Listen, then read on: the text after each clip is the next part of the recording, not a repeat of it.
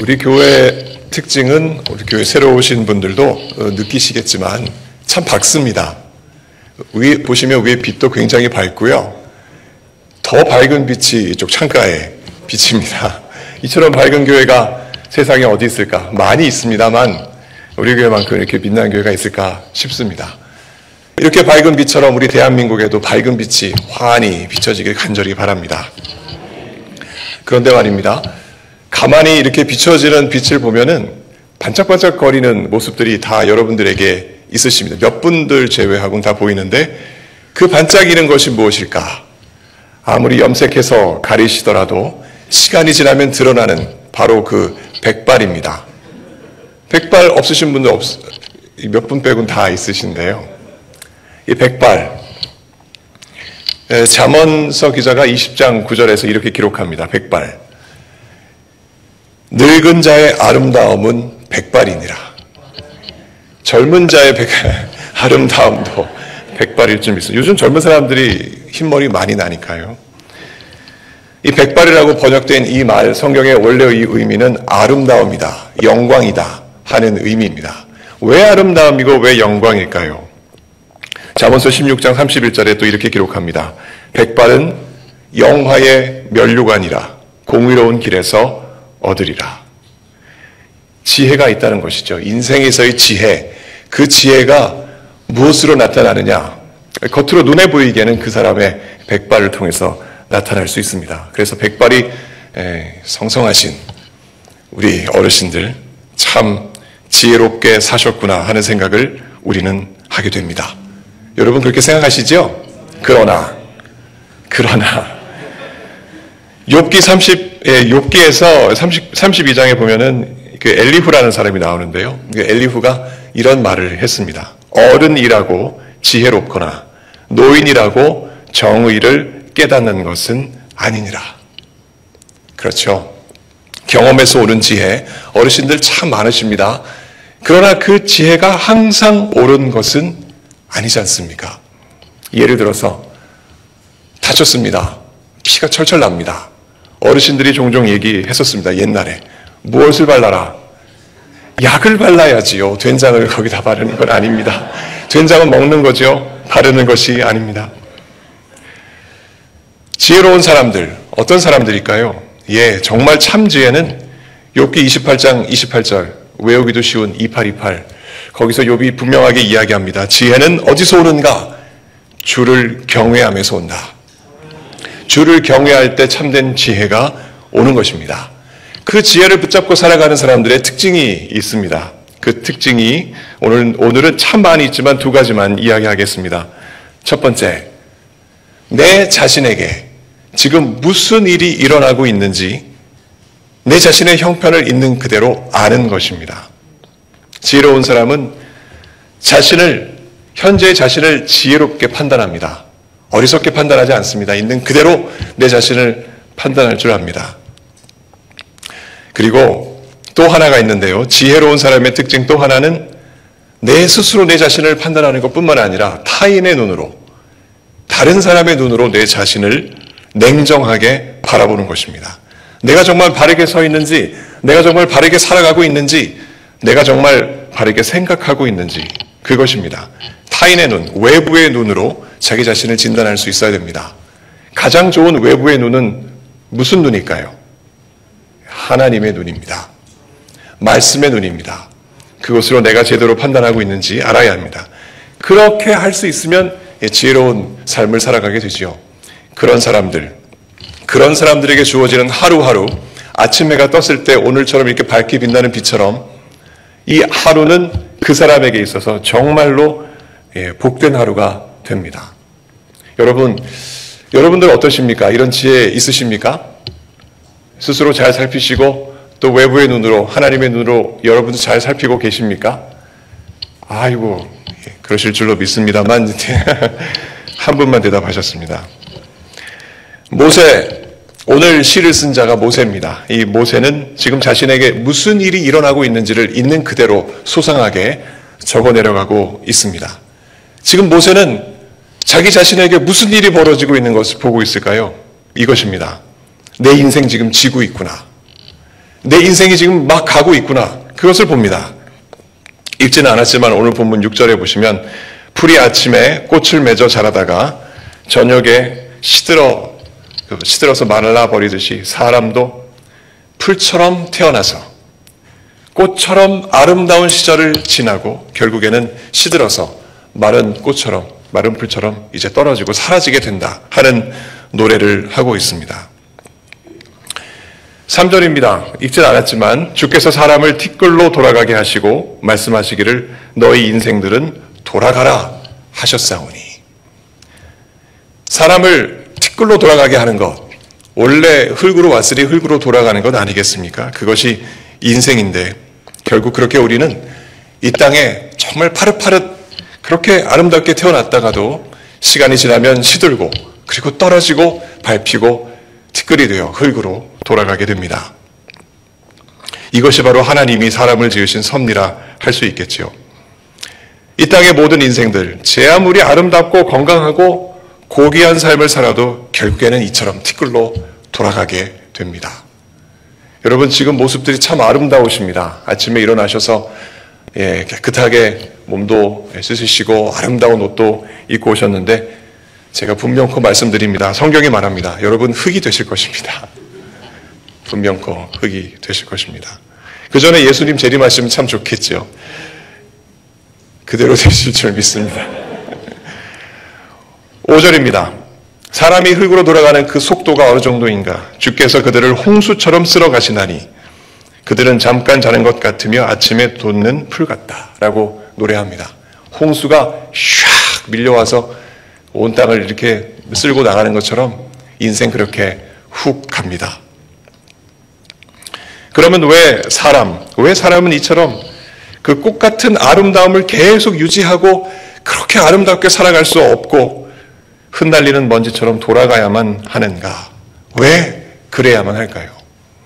모세는 그것이 바로 죄 때문이다 라고 오늘 이 시편에서 이야기합니다. 죄 때문이다. 7절입니다. 우리는 주의 노에 소멸되며 주의 분내심에 놀라나이다. 우리가 아까 7절을 읽었습니다. 왜 우리는 주의 노에 소멸되고 주의 분내에 놀라게 될까? 죄 때문에 그렇습니다. 죄 때문에. 이걸 무시하고자 하는 사람들이 세상에 많습니다. 내가 무슨 죄가 있다고. 죄 없는 사람은 어디 있겠어? 나 정도 죄 없는 사람이 세상에 어디 있어 하겠지만 아무리 죄를 무시하고자 해도 사람에겐 양심이 있지 않습니까?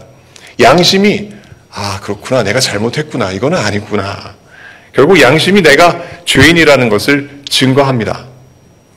로마서 2장 15절 바울이 분명하게 기록합니다. 이런 이들은 그 양심이 증거가 된다.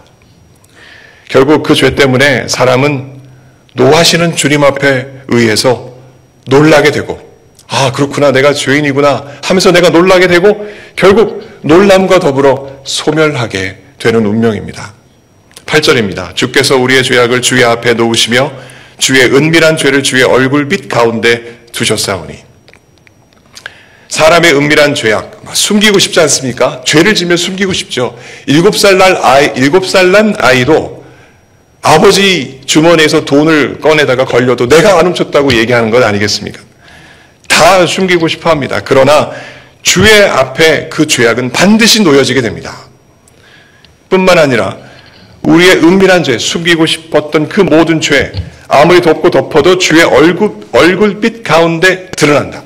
밝히 보이는 이 라이트처럼 그렇게 밝히 보이는 주의 얼굴빛 앞에 아무리 우리가 죄를 숨겨도 다 드러나게 된다 하는 것입니다. 사람의 은밀한 죄악이 하나님 앞에 놓여 있습니다. 아무리 숨기려 해도 숨길 수 없는 것이 죄악입니다. 몇 가지 이야기를 함께 나눠보겠습니다. 금지된 실과를 먹는 은밀한 죄를 짓고 여호와 하나님의 낯을 피하여 동산나무 사이에 숨었던 사람들 누구일까요?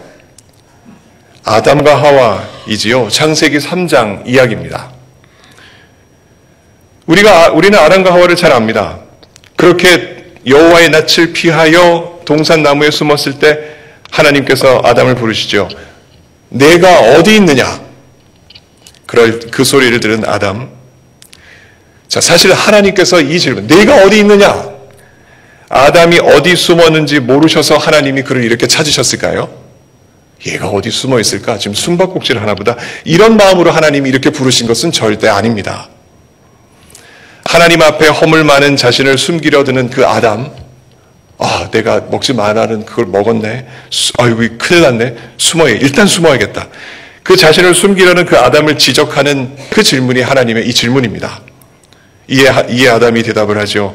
내가 벗었으므로 두려워하여 숨었나이다. 아담은 어떻게 자기 자신이 벗은 것을 알고 그것이 두려워서 하나님의 얼굴을 피해 숨게 되었을까요? 우리가 이미 잘 알고 있습니다. 하나님이 먹지 말라고 했던 그 나무의 열매를 먹어서 죄가 무엇인지 알게 된 것 아니겠습니까? 하나님 말씀에서 어긋나면 그 길 가지 않고 삐딱하게 가면 그것이 죄가 아니겠습니까? 그것을 아담이 그리고 하와가 알았기 때문에 그것 때문에 여호와의 낯을 피하여 숨어버린 것입니다. 이 사건 이후에 아담 후손들, 아담의 모든 후손들, 이 모든 인간들 예외 없이 은밀한 죄악을 짓고 하나님의 얼굴을 피해서 그 죄악을 숨겨가면서 풀과 같이 시들어가는, 결국에는 흙이 돼버리는 그런 인생을 살게 되었습니다. 아담의 첫 후손을 보십시오. 그 맏아들 가인 이야기 잘 알고 계시죠? 시기와 질투로 동생 아벨을 쳐 죽였습니다. 그때 하나님께서 가인에게 물으시죠. 내 아우 아벨이 어디 있느냐? 하나님이 정말 앞뒤 사정을 모르셔서 이렇게 물으셨을까요? 아닙니다. 자신의 죄악을 회피하려 드는 가인을 꼬집어 내시기 위해서 이렇게 물으신 것 아니겠습니까? 그럼에도 불구하고 가인은 하나님께 이렇게 뻔뻔하고 아주 퉁명스럽게 답합니다. 창세기 4장의 내용입니다. 내가 알지 못하나이다. 내가 내 아우를 지키는 자이니까. 어이구야. 배우를 하면 아무 잘할 거예요. 자신의 죄악을 숨기려 드는 죄의 본성. 그 죄의 본성이 이 아담의 자식, 첫 자식 이 가인에게도 그대로 드러나 있지 않습니까? 이뿐만이 아니죠. 이스라엘의 왕, 가장 위대한 왕 다윗은 어떠합니까? 사울에 이어서 2대 왕으로 왕 위에 오른 지 얼마 되지 않았을 때입니다. 국내적으로는 그 왕위를 아주 단단하게 다져야 할 굉장히 중요한 시기였고, 국외적으로는 암몬과의 전쟁에서 승리를 잡아가던 참으로 아주 중요한 시점이었습니다. 그 엄중함을 뒤로 한 채 다윗은 부하 장수 우리아의 아내와 은밀한 죄악을 저질렀습니다. 그리고 그 죄악을 덮어버리기 위해서 그는 더 크고 더 은밀한 죄를 저지르지 않았겠습니까? 전쟁터를 지휘하던 군대 장관 요압에게 보낸 그 은밀한 편지, 그 속에 그 죄악이 담겨 있습니다. 사무엘하 11장의 내용입니다. 편지 내용이 이렇습니다. 너희가 우리아를 맹렬한 싸움에 앞세워두고 너희는 뒤로 물러가서 그로 맞아 죽게 하라. 겉으로는 위풍당당한 왕의 모습이었습니다. 하지만 속으로는 은밀한 죄들로 인해 시들어가던 다윗 아니었겠습니까? 시들어가는 풀과 같은 인생을 다윗도 살았습니다. 근데 그런 자들이 어디 다윗뿐이겠습니까? 우리 자신만 봐도 사실 그렇죠. 다른 곳 예를 안 들어도 됩니다. 우리 자신만 봐도 그렇습니다. 숨겨둔 은밀한 죄악들이 어디 한둘이겠습니까? 겉으로는 아름답게 보이십니다. 지혜롭게 보이십니다. 하지만 여러분들 속에 숨겨진 죄악들 다 있으시죠? 네, 하셨습니다. 예, 저도 있습니다. 누구인들 없겠습니까? 다 있습니다. 그것만 봐도 우리는 아담과 하와의 자손임에 틀림없습니다. 맞으시죠? 그러나 아무리 꽁꽁 숨기려 해도 8절에서 노래하듯이 주께서 우리의 죄악을 주의 앞에 놓으시며 우리의 은밀한 죄를 주의 얼굴빛 가운데 두셨나이다. 이 말씀 이대로 아무리 숨기려 해도 더 이상 우리의 죄악들은 이제 이게 은밀하지 않습니다. 하나님 앞에 그 밝으신 주님의 얼굴 앞에 밝히 드러나 버렸기 때문입니다. 다 알고 계십니다. 아마 우리를 이렇게 부르실지도 모릅니다. 누구누구야, 너 지금 어디 있니? 이렇게 지금 부르고 계실지도 모르겠습니다. 시인 모세는 왜 이런 당황스럽고 부끄러운 이 죄의 문제를 있는 그대로 이렇게 다 노골적으로 지금 노래하고 있을까요? 그 이유는 그 사실을 우리 모두에게 이 한숨에 확 사라져버릴 운명을 지닌 우리 모두에게 너희들은 다 죄인들이야. 그저 이렇게 살다가 금방 사라져버릴 죄인들이야. 이것을 밝히 드러내기 위함입니다. 시인은 이 사실을 이렇게 노래합니다. 9절인데요. 9절 말씀을 제가 직역해서 말씀드리겠습니다. 우리의 모든 나날들이 주님의 진노 속에서 지나갔고 마치 한 번 내쉬는 한숨처럼 우리는 우리의 연수를 마치기 때문입니다. 인생 그 누구도 예외 없이 하나님의 분노 아래서 놓여 있습니다. 마음속 꽁꽁 싸매놓은 그 숨겨놓은 은밀한 그 죄악이라도 하나의 죄악이라도 하나님은 두 눈을 다 부릅뜨시고 그것을 바라보시고 그것을 들추어내시기 때문입니다. 그래서 사람의 마음이 아무리 좀 여유가 많고 또 여러 가지 좋은 조건이 있어서 그래 가질 거 다 잊어버리고 저 따스한 햇살 그걸 내가 등지면서 놀러 가자. 그리고 내 인생 저 화려한 불꽃놀이처럼 팡팡팡 튀면서 그렇게 이왕 이렇게 주어진 인생 재밌고 아주 화려하게 즐겁게 살아가자. 이렇게 산다 하더라도 그러나 실상 그 속을 깊이 들여다보면 인생 누구나 다 흐립니다. 그리고 비도 옵니다. 천둥도 칩니다. 그리고 벼락도 치는 나날들이 계속 이어집니다. 그걸 어떻게 부인할 수 있겠습니까? 돈 많은 사람이라고 해서 아주 여유로운 사람이라고 해서 그 마음까지 그 속 마음까지 행복하고 여유롭겠습니까? 그렇지 않습니다. 왜 그럴까요? 죄 때문에 그렇습니다. 그거 해결하지 못합니다. 그 하나님의 분노를 마음속에서 잊으려 해도 잊지 못하고 걷어내려 해도 걷어낼 수 없는 그 고통 속에서 인생은 그저 시들어가는 들풀처럼 그렇게 살다가 흙으로 사라지게 되는 것이죠. 그래서 어떤 사람들 말씀드렸다시피 인생 그거 별거 있나? 될 대로 되라. 이런 식으로 대놓고 죄를 짓고 살아갑니다. 그리고 그 죄를 숨기는 것이 기술이 되어서 그 기술을 가지고 먹고 사는 사람들도 세상에 얼마나 많이 있습니까? 죄악에 꽁꽁 묶여서 마치 밧줄에 묶이듯이 꽁꽁 그 죄악에 묶여가지고 또 시달리면서 한평생을 사람들이 살아가게 되는데 하루가 1년, 한 달이 되고 한 달이 1년 되고 1년이 10년 되고 10년이 평생 되면서 그렇게 붙잡힌 채 죄 속에서 살아갑니다. 인생은 그렇게 살다가 죽는 그 순간이 오면 하나님의 분노 속에서 일시에 휙 하고 사라져 버리는 것입니다. 아까 직역해서 말씀드렸다시피 추운 날, 우리가 추운 날 겨울철이지 않습니까? 이렇게 후 하고 불면은 뿌연 이렇게 공기가 슉 나가지 않습니까? 그것처럼 한번 뇌쉬는 뿌연 한숨처럼 순식간에 사라져가는 것이 우리들의 나날, 우리들의 인생입니다. 모세가 계속해서 그 이야기를 이어서 이야기합니다. 한번 들어보시죠. 우리의 연수가 70이요 강건하면 80이라도 그 연수의 자랑은 수고와 슬픔뿐이요 신속히 가니 우리가 날아가나이다. 10절 말씀 아마 암송하고 계신 분들이 여러분 모두이시리라 생각합니다. 우리의 연수가 70이다. 다윗 70세의 인생을 마감했습니다. 다윗 70세의 인생. 지금은 다 70세는 청춘이시죠. 70세시면은 하루에 2시간씩 짐에 가셔서 아주 운동하셔도 체력이 남으실 만큼 세계 여행을 하셔도 정말 힘들지 않으실 만큼 지금은 그런 시대가 좀 달라졌지만 예전에는 70세 어이구 이렇게 생각했습니다. 도달하기 힘든 시기입니다. 보통 때에 40대 많이 사시면 50대에 돌아가셨다고 합니다. 그런데 70까지 살았으니 참 긴 인생을 살았죠. 그러나 이 다윗의 70인생은 힘든 인생이었습니다. 한시도 쉼이 없는, 쫓기고 또 쫓기고 전쟁하고 또 전쟁하던 그런 시절 우리는 잘 알고 있습니다. 다윗은 시편 39편 5절에서 이렇게 이야기합니다. 자기 자신의 인생을 두고 이렇게 말합니다.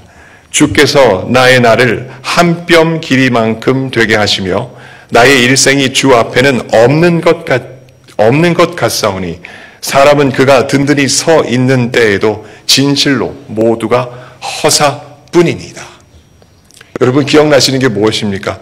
주께서 나의 날을 한 뼘 길이만큼 되게 하셨다.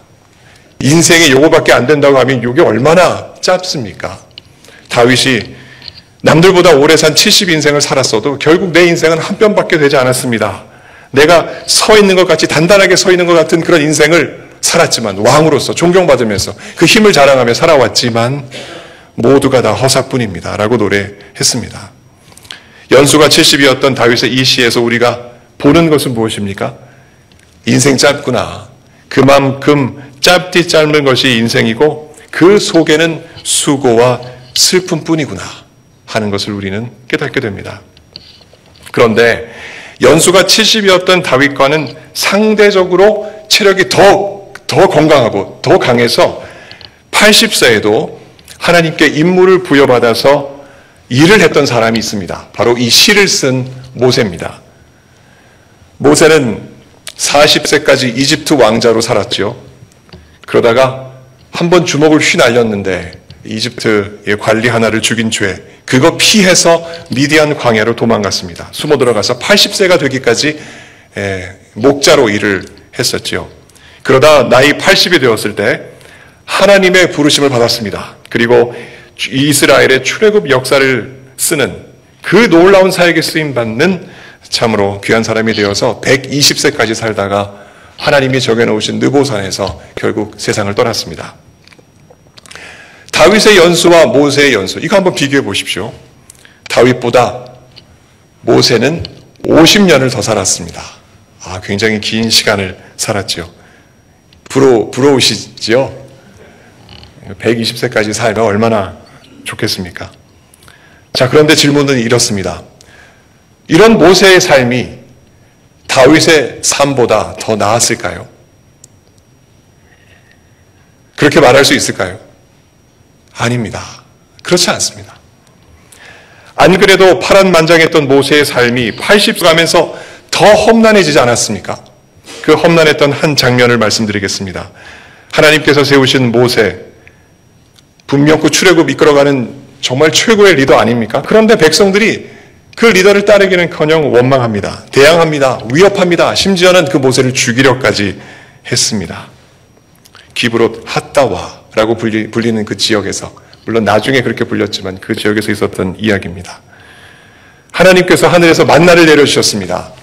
만나, 한 번도 먹어보지 못했던 그 음식, 그 놀라운 것을 먹음에도 불구하고 매일 아침마다 그 만나를 주어서 아무 일도 안 했지만 그것을 먹는 그 즐거움, 잠깐이었고 갑자기 그들의 마음속에 고기 먹고 싶은 마음이 들었습니다.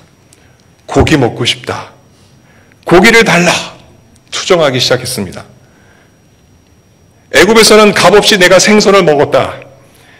오이도 먹었고 참외도 먹었고 부추도 먹었고 파도 먹었고 마늘도 먹었는데 여기서 아무것도 먹지 못하니 이게 무엇이야? 돌아가겠다라는 사람도 있었고 엄청난 반란을 저질렀습니다. 그런 지혜 없는 백성들, 그 백성들을 바라보던 모세, 인내심의 한계가 다다랐습니다. 더 이상 못 참겠다 하는 것이죠. 그래서 하나님 앞에 이렇게 기도했습니다. 민수기 11장 15절의 기록입니다.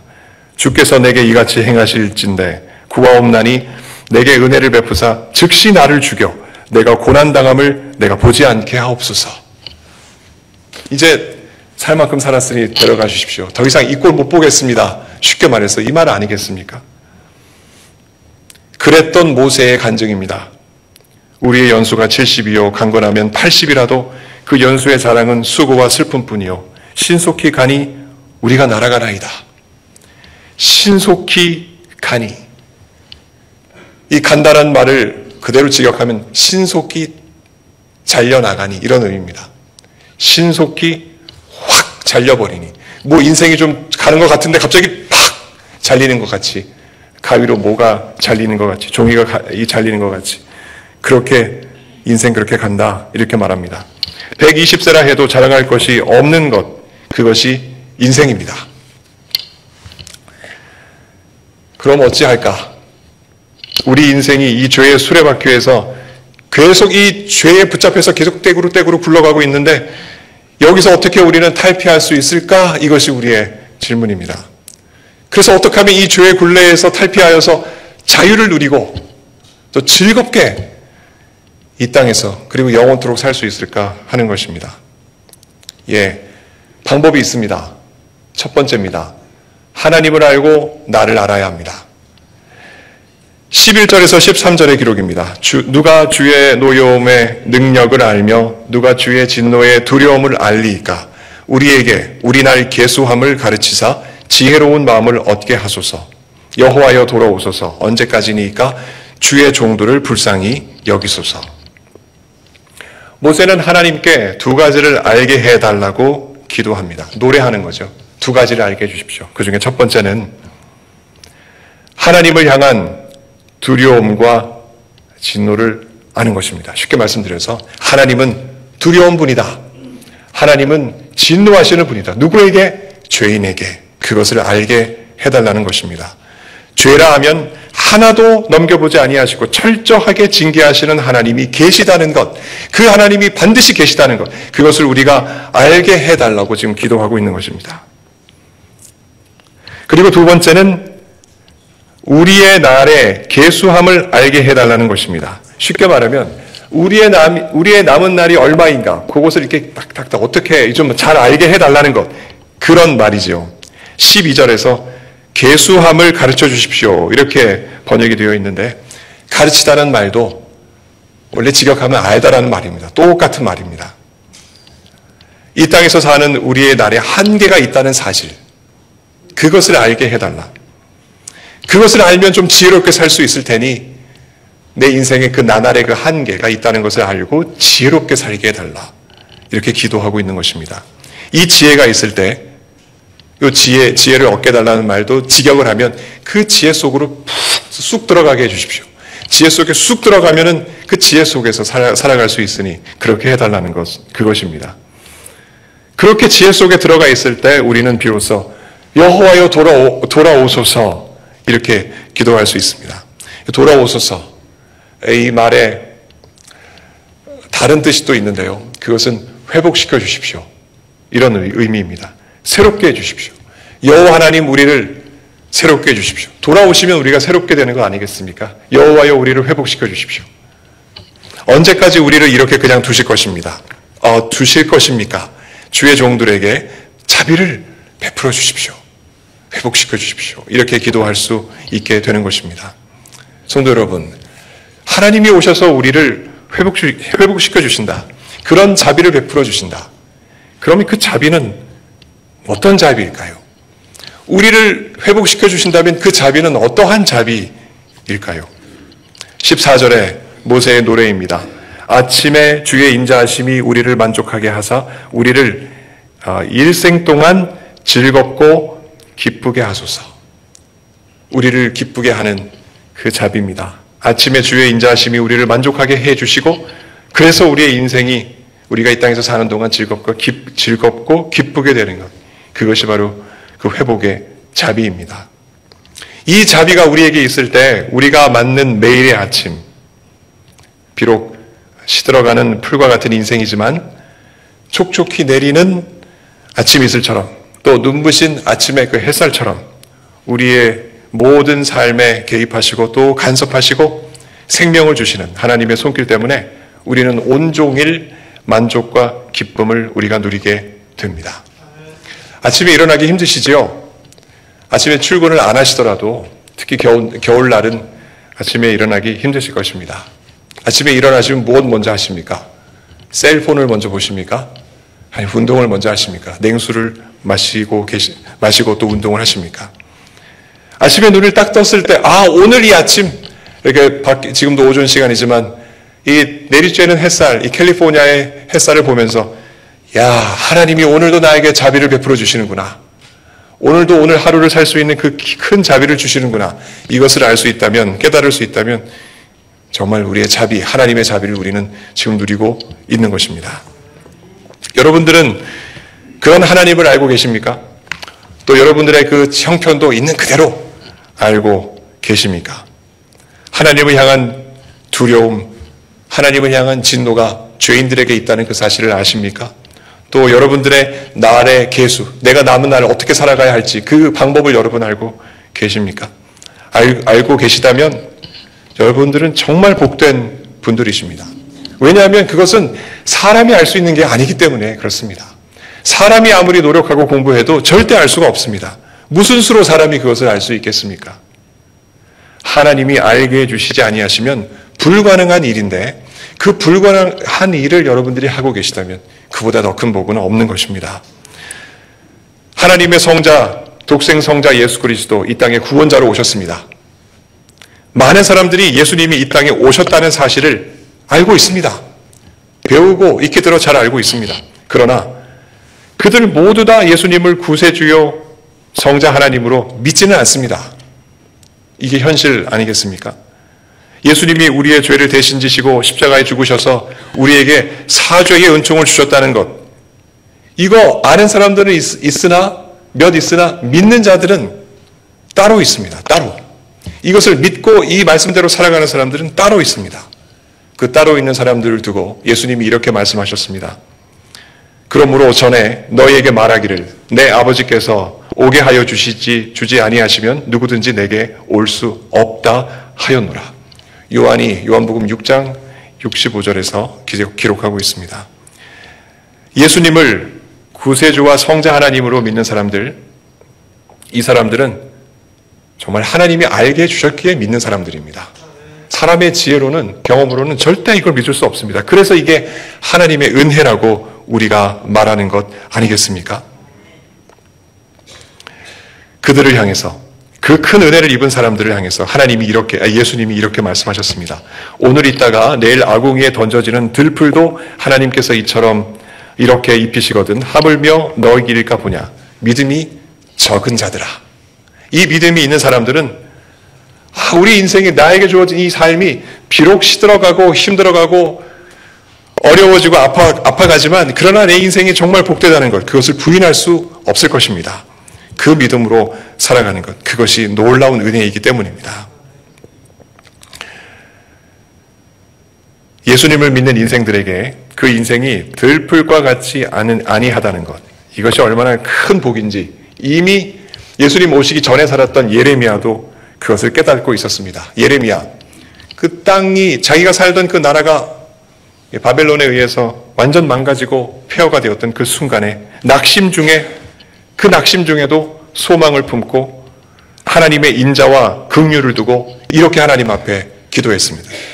이것들이 하나님의 인자와 긍휼이 아침마다 새로우니 주의 성실하심이 크시도소이다. 애가 3장 23절의 기록입니다. 이렇게 노래했듯이 예수님을 믿는 사람들도 매일 맞이하는 아침이 여러 가지 사업 문제로 또 집안 문제로 해결하지 못하는 많은 문제로 고통스럽고 힘들지만 그러나 매일 아침에 햇살이 비칠 때 이것이 나를 향한 하나님의 인자하심, 그것의 증거구나. 나를 향한 하나님의 그 은혜, 그 증거가 바로 이 아침의 햇살이구나 하는 것을 깨닫게 될 것입니다. 그 증거를 붙잡을 때 하나님께서는 우리에게 마지막으로 두 가지를 보여주십니다. 그 두 가지 한번 보겠습니다. 15절입니다. 우리를 괴롭게 하신 날수대로 우리가 화를 당한 연수대로 우리를 기쁘게 하소서. 하나님께서 우리에게 보여주신 두 가지 중에 첫 번째는 우리가 죄로 물들어 힘들어 살아갔던 날들이 기쁨의 나날들로 바뀌어가는 것을 보는 것입니다. 우리를 괴롭게 하신 날수대로 우리가 화를 당했다는 말은 본다는 말입니다. 화를 본 그 연수대로 우리를 기쁘게 하소서. 성도 여러분, 예수님 믿으면 어려운 일 없고 아픈 일 없고 괴로운 일 없고 늘 행복하실 것 같죠? 그렇지 않습니다. 예수님을 믿은 후에도 괴로운 일들과 절망스러운 일들은 여전히 우리에게 있습니다. 참 많이 있습니다.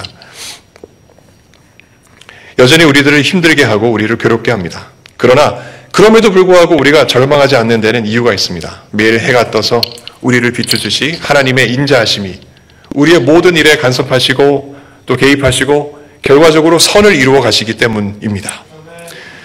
로마서 8장 28절의 기록입니다. 우리가 알거니와 하나님을 사랑하는 자 곧 그의 뜻대로 부르심을 입은 자들에게는 모든 것이 합력하여 선을 이루느니라. 또 다른 하나입니다. 하나님께서 우리에게 보여주시는 또 다른 하나. 우리의 자손들이 우리의 삶을 보면서 그 속에서 하나님의 영광을 보는 것, 그것을 우리들에게도 보여주십니다. 16절의 기록입니다. 주께서 행하신 일을 주의 종들에게 나타내소서. 여기 나타내소서도 보여주소서 이런 말입니다. 그 주의 영광을 그의 자손에게 보여주소서. 이 말을 쉽게 말씀드리면 이렇습니다.